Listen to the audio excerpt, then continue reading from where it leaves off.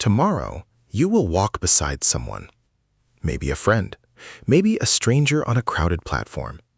It won't matter who they are, because the moment your shoulders fall level and your pace settles, something quiet takes over that you never agreed to. Watch your feet. You won't try to match them. You'll match them anyway. Left, right, left, right. Two bodies, one rhythm, and nobody gave the order. Your body has been doing this since long before your species had words for it, and once, this small, invisible habit was the difference between a tribe that survived and one that vanished. You just never noticed. Start with what is happening right now, in your own legs. Scientists call it entrainment. It is a plain idea hiding behind a heavy word. When two rhythms get close enough, they tend to lock together. Not because anyone decides it, because that is simply what rhythms near each other do. This pull is in you from the very beginning. Before you could walk, before you could speak, you could feel a beat. Researchers Marcel Zentner and Thomas Arela once played music and then plain speech to babies who were only a few months old. The infants moved more to the music. Not in perfect time, they were far too young for that, but their tiny bodies stirred toward the rhythm in a way they never did for ordinary talking. No one taught them that. They arrived with it. So why would a newborn come preloaded to reach for a beat? To answer that, it helps to know the rule was first written down long ago, and not in a person at all. In 1665, a Dutch inventor named Christian Huygens lay sick in bed, staring at two pendulum clocks he had hung on the same wooden beam. He noticed something that unsettled him. No matter how he started them, one swinging left, the other right, within half an hour the two pendulums always drifted into perfect, mirrored time. He called it, almost tenderly, the sympathy of two clocks. The beam between them was carrying the faintest tremor from one to the other, and that was enough.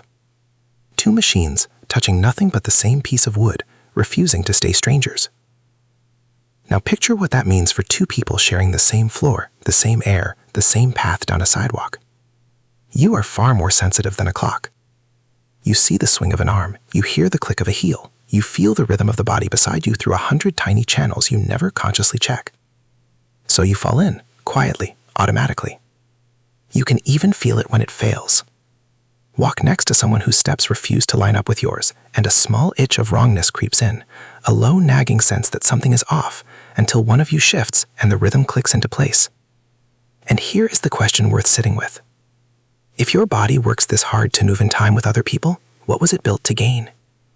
To find out, you have to walk backwards. Not down the street, down through time. Stop first in the year 2000, in London, on the day they opened the Millennium Bridge. A sleek new footbridge across the Thames, thousands of people stepped onto it at once. And the bridge began to sway. Not from the wind, not from a flaw in the steel, from people. As the walkway swung gently side to side, the crowd unconsciously widened their steps to keep their balance, and in doing so, they all began stepping at the same instant in the same direction. Hundreds of strangers, with no music and no leader, locked into a single synchronized stride. That shared step shoved the bridge harder, which made it sway more, which pulled even more people into the rhythm. They had to close it after only 3 days. The mathematician Stephen Strogatz studied what happened and showed the truth no engineer had planned for. Drop enough humans on one surface, and they will begin to beat as one.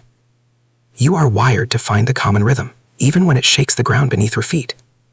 So where does a wiring that deep come from? Keep walking back. Past the bridge, past the cars, into the age of armies. Every military on Earth teaches its soldiers to march in step. Think about how strange that is.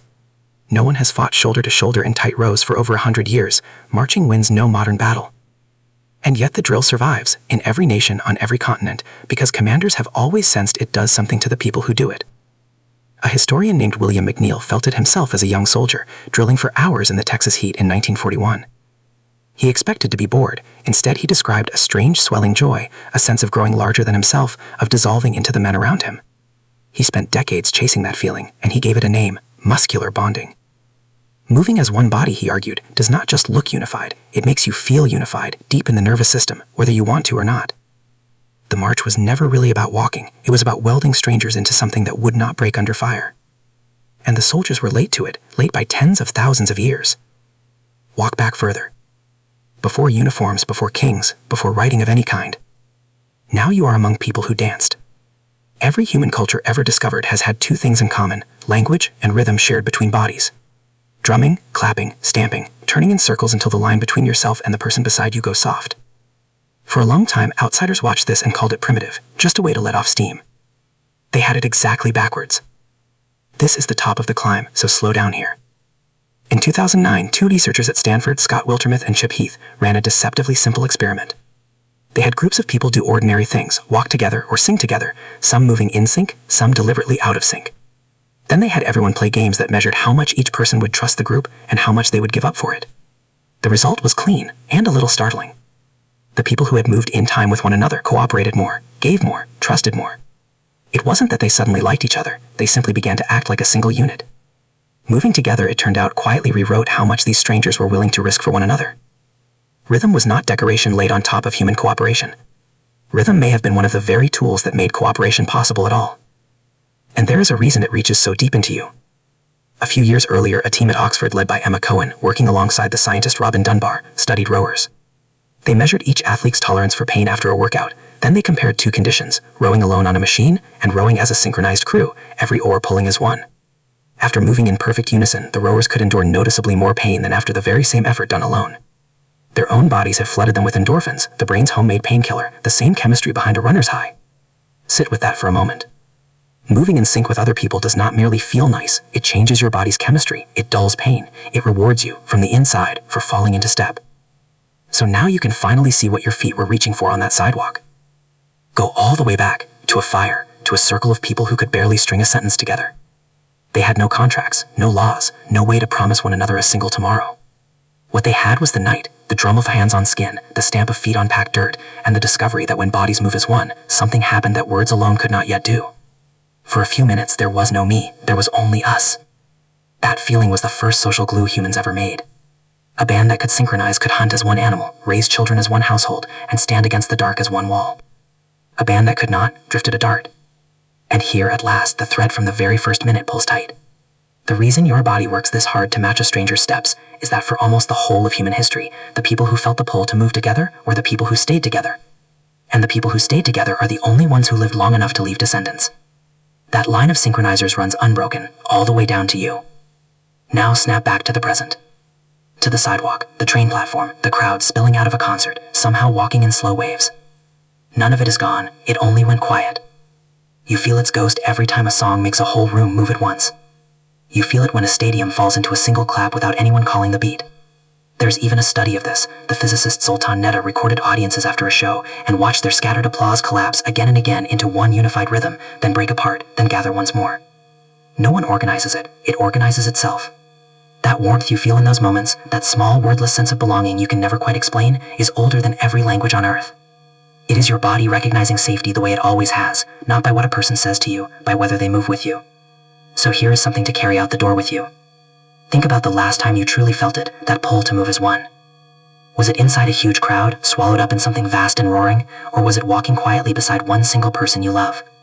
Sit with which one your body reached for, it may say more about you than you would guess. The next time you fall into step with someone on the street, you don't have to fight it, and you don't have to force it. Just notice it.